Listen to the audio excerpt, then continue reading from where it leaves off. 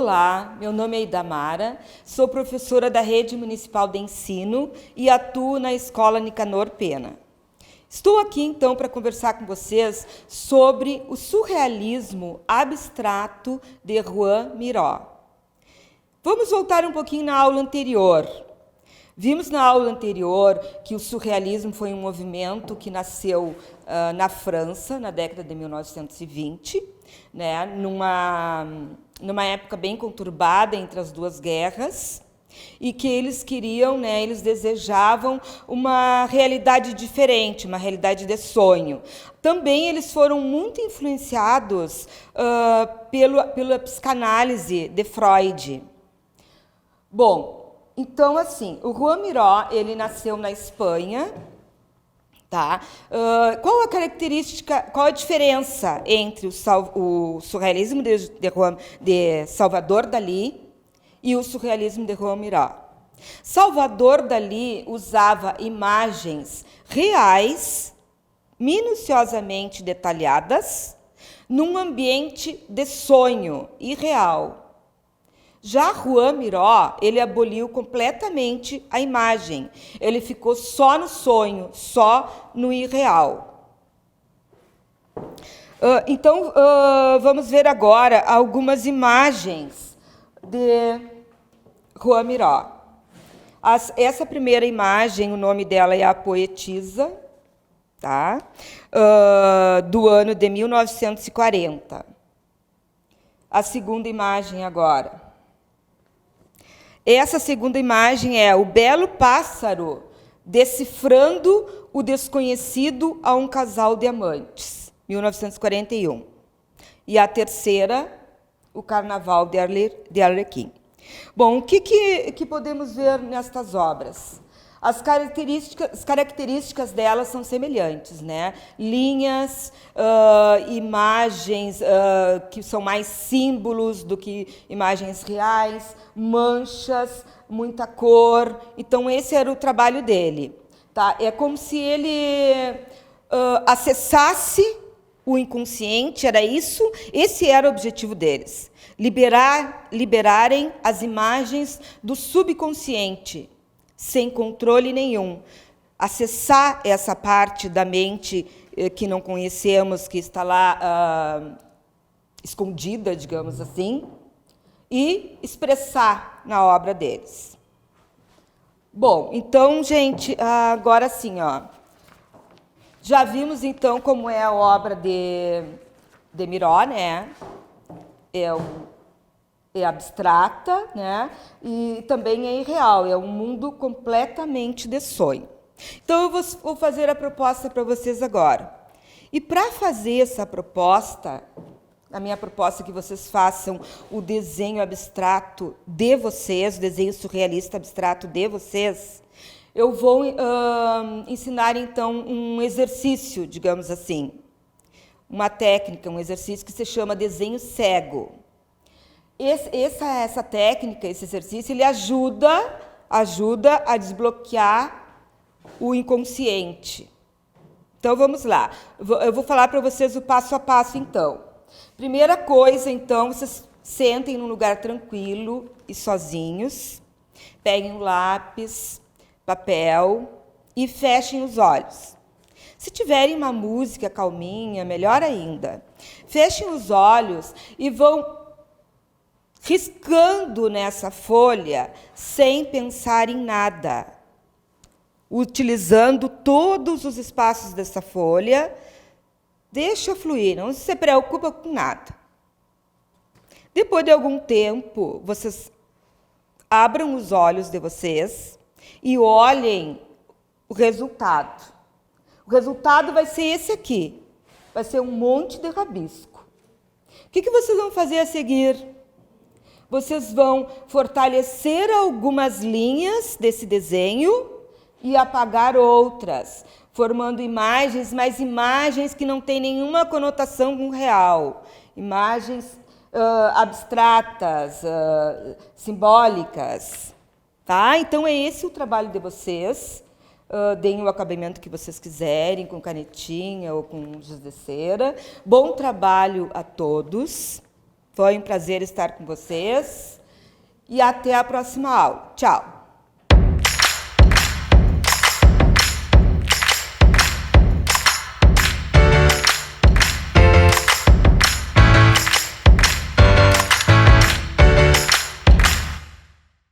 Olá, gurizada, tudo bem?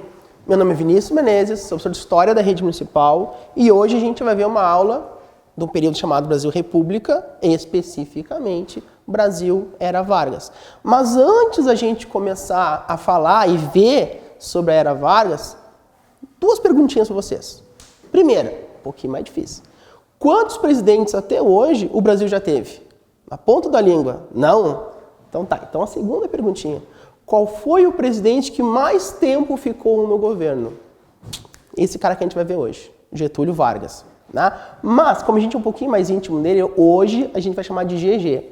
O cara é faixa, né? Então, assim, ó, ele sozinho conseguiu ficar 19 anos no poder. Né? Por favor. Só que antes da gente ver o período da Era Vargas, vamos fazer assim, uma pequena retomada, tá? O Brasil, por muito tempo, na nossa chamada Primeira República, a gente viveu uma chamada República Velha. Ou, talvez vocês conheçam com outro nome, né? República Café com Leite. Por que café com leite? Nós tivemos dois estados que governavam neste período. O estado de São Paulo, né? O estado paulista, e o estado mineiro de Minas Gerais. Então não adiantava nem ir às urnas. Né? Vamos falar bem sinceramente. Tu já sabia quem era o presidente eleito aquele ano. Ou um paulista, ou um mineiro. Se aquele ano houvesse um acordo que era um paulista, não interessa quem é que desse nas urnas. Quem iria assumir a presidência era o presidente paulista. Daqui a 5 anos, não é que nem hoje, né, que são 4 anos, daqui a 5 anos entraria um mineiro. E assim eles ficavam intercalando o poder. Por isso, República Café com Leite. Tá? Este nome, principalmente, é importante a gente frisar, é em função da economia. Então, a economia no Brasil, naquele período, tu vai me dizer, né? Ah, era café e leite, né, professor? Desculpa, tá? Acabei com a ilusão de vocês. Não, era só café. Então, São Paulo produzia café e Minas Gerais produzia café. O leite era uma economia secundária mineira, tradicional. Mas a república principal do Brasil era café. Agora, a gente entra na parte que diz respeito ao de hoje, né? O Getúlio Vargas. Para ele poder assumir o poder, precisou, não por via democrática, não por via das urnas, precisou que houvesse um golpe, né? Uma chamada revolução. O que vai ocorrer? 3 estados, né? E nós estamos vendo aqui na tela, né? Minas Gerais, Paraíba e Rio Grande do Sul. Estes 3 estados eles vão se unir sob a liderança deste camarada chamado Getúlio Vargas e eles vão derrubar o presidente e ele vai assumir o governo. Ele chegou a concorrer, ele chegou a ir às urnas, porém ele perdeu nas urnas, como já era previsto. Naquela época, naquele período, deveria assumir um presidente paulista e ele era gaúcho, desculpa. E ele perdeu, não aceitando o resultado, não aceitando essa questão de roubo de votos, urnas adulteradas. Eles fizeram uma revolução, chamada Revolução de 30. Ele assumindo a presidência em 30, a gente inicia um período chamado Era Vargas, que vai de 30 a 45. Matemática nunca foi meu forte, tá? A de vocês deve ser, a minha não é. Matematicamente falando, temos um governo de 15 anos. Tá, mas se tu voltar no começo da aula, eu falei a vocês que o Getúlio Vargas governou por 19. Não fecha a conta, professor. Sim, ele governou por 15, ele sai da presidência e anos depois ele retorna. E governa por mais 4. Então, ele fecha o cálculo. Agora fecha o cálculo. Fecham 19 anos.